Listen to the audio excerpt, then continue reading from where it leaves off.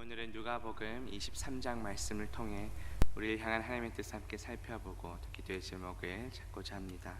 누가복음 23장 우리 지난번 고난주간 특별 새벽 기도회 때 상당 부분 또 다뤘던 내용이어서 오늘은 이제 그때 본문에 포함되지 않았던 우리 8절부터 12절까지 단락을 중심으로 살펴보려 합니다.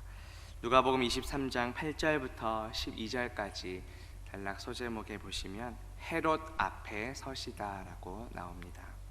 이 내용은 복음서 중에 오직 누가복음에만 등장하는 내용입니다. 오늘 새벽에는 이 부분을 함께 살펴보며 은혜를 나누고자 합니다. 본문 8절 보시면 헤롯이 예수를 보고 매우 기뻐하니 이는 그의 소문을 들었으므로 보고자 한 지 오래였고 또한 무엇이나 이적 행하심을 볼까 바랐던 연고러라고 말씀합니다. 여기에 나오는 헤롯은 헤롯 대왕의 아들입니다. 갈릴리 지역을 다스렸던 분봉왕이고 또 세례 요한을 죽였던 왕이기도 합니다. 이러한 헤롯이 왜 예수님을 보고 매우 기뻐했던 것입니까?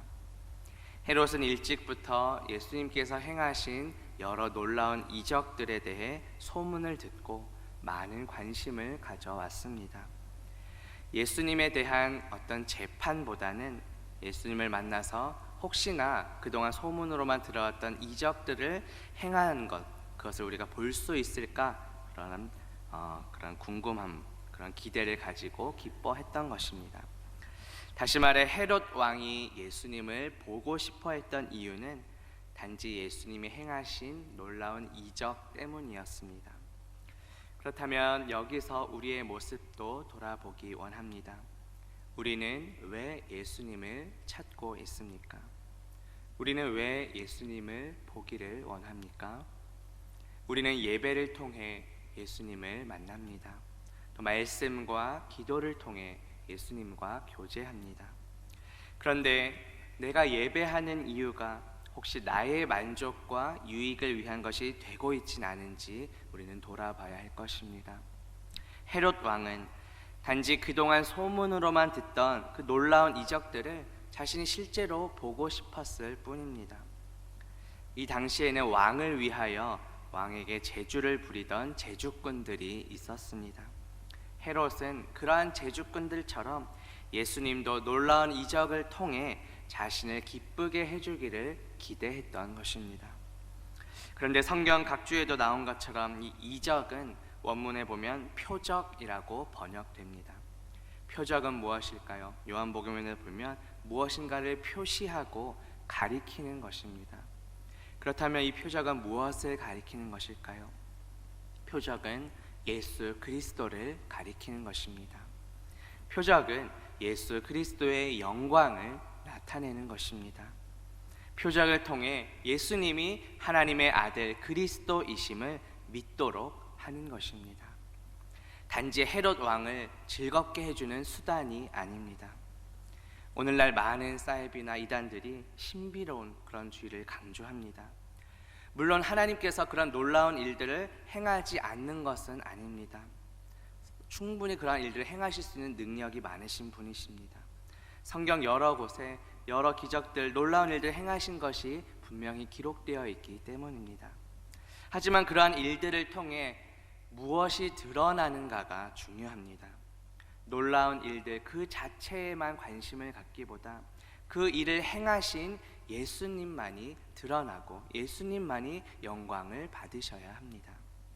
하지만 이단들은 어떻습니까? 그 신비한 일들 그 자체에 미혹됩니다. 또한 그것을 통해 교주가 영광을 받습니다. 그렇다면 우리의 모습은 어떠해야 하겠습니까?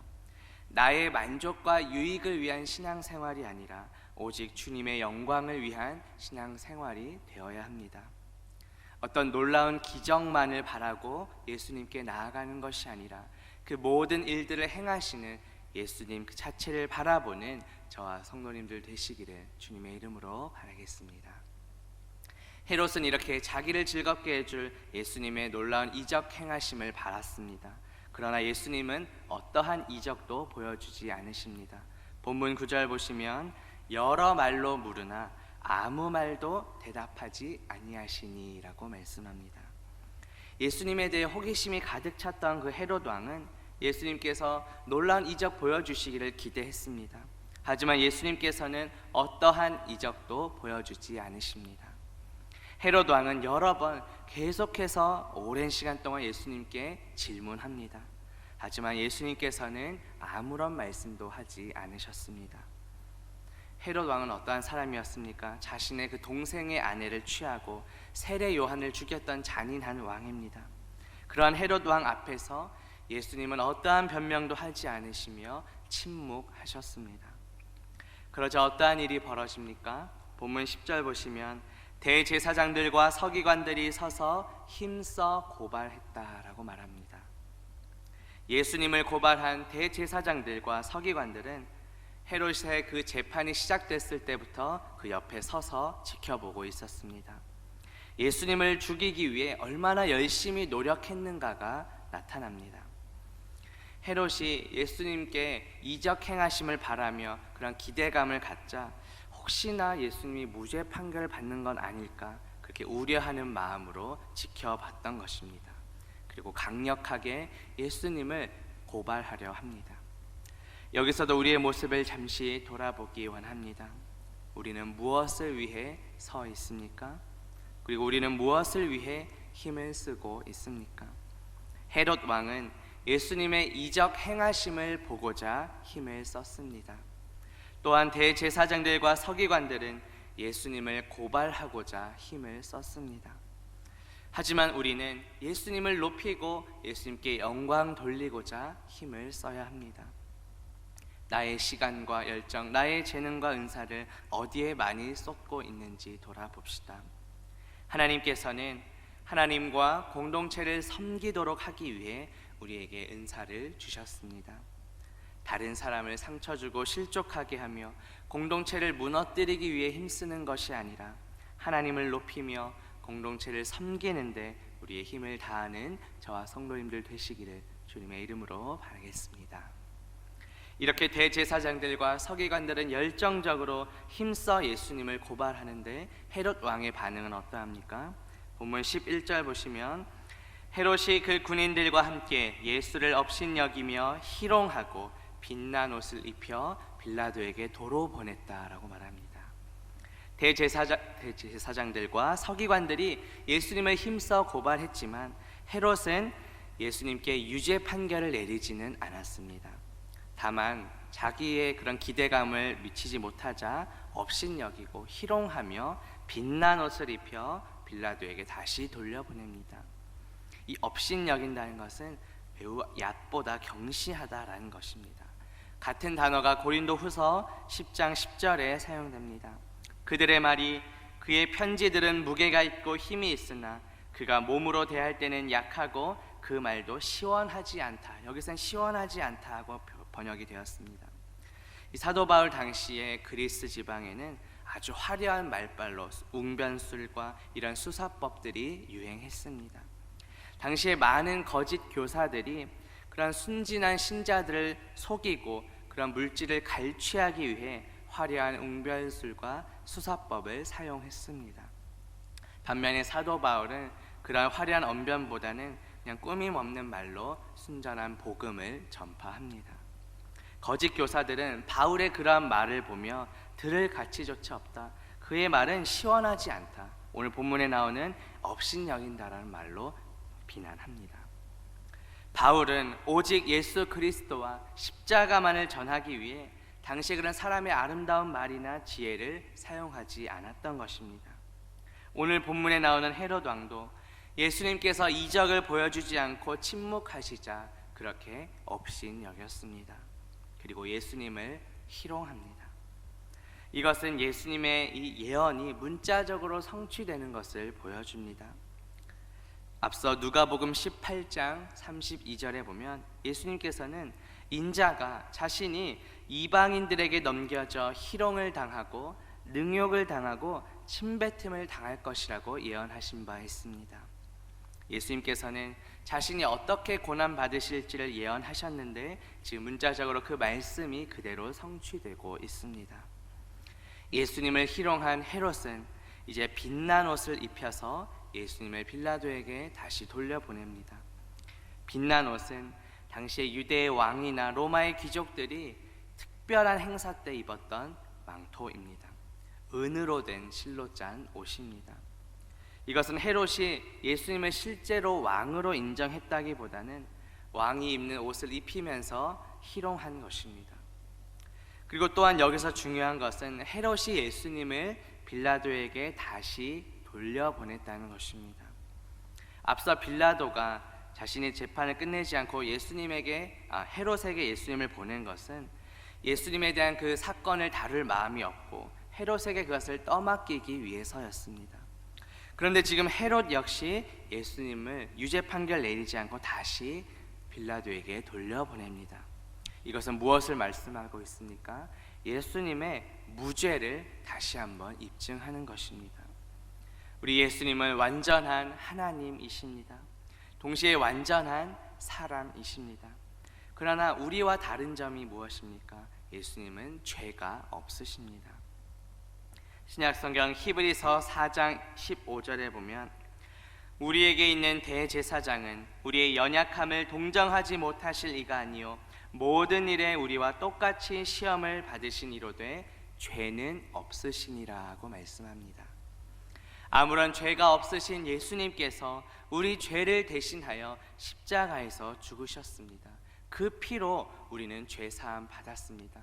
어제 주일 설교 때 들었던 그 몰약의 향이 바로 우리의 죄를 속죄하신 그리스도의 향기입니다. 우리의 어떠한 자격이나 공로가 아닌 전적인 하나님의 은혜입니다. 이 은혜는 아무 자격 없는 자에게 값없이 베풀어 주시는 하나님의 선물입니다. 따라서 우리는 값없이 받은 그 은혜에 감사하며 우리 삶을 통해 그 몰약의 향이 뿜어져 나가도록 살아가야 하는 것입니다.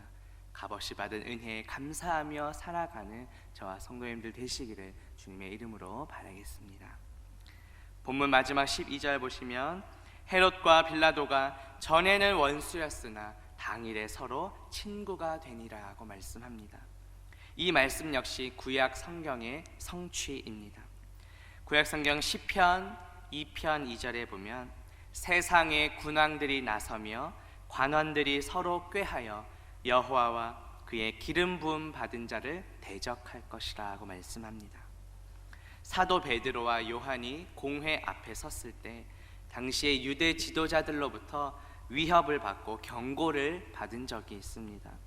그 위협에서 이제 풀려난 이후에 자신의 동료들에게 그동안 일어났던 일을 말하는데 그 말을 듣고 동료들은 이 시편 말씀을 인용하여 이렇게 이야기합니다. 신약성경 사도행전 4장 26절과 27절에 보면 세상의 군왕들이 나서며 관리들이 함께 모여 주와 그리스도를 대적하도다 하신 이로소이다. 과연 헤롯과 본디오 빌라도는 이방인과 이스라엘 백성과 합세하여 하나님께서 기름 부으신 거룩한 종 예수를 거슬렀다라고 말씀합니다. 구약의 시편 말씀을 인용하여 이렇게 대답한 것입니다.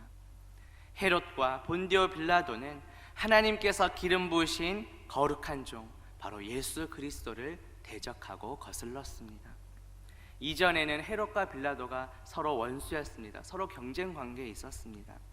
예수님 당시에 그 이집트 알렉산드리아의 철학자였던 필로는 헤롯과 빌라도의 사이가 매우 좋지 않았다고 기록하고 있습니다. 그런데 지금은 어떻습니까? 서로 친구가 되어 합심하여 예수님을 함께 대적하고 있습니다. 그렇다면 여기서도 우리의 모습을 돌아보길 원합니다. 우리는 무엇을 위해 힘을 합치고 있습니까? 예수 그리스도를 대적하기 위해 힘을 합치는 것이 아니라 예수님을 높이고 섬기기 위해 합심하는 저와 성도님들 되시기를 주님의 이름으로 바라겠습니다. 함께 기도하겠습니다. 하나님 아버지, 오늘 말씀을 통해 헤롯 앞에 서신 예수님을 살펴보게 하시니 감사합니다. 놀라운 이적보다 그 일을 행하신 주님을 바라보게 하옵소서.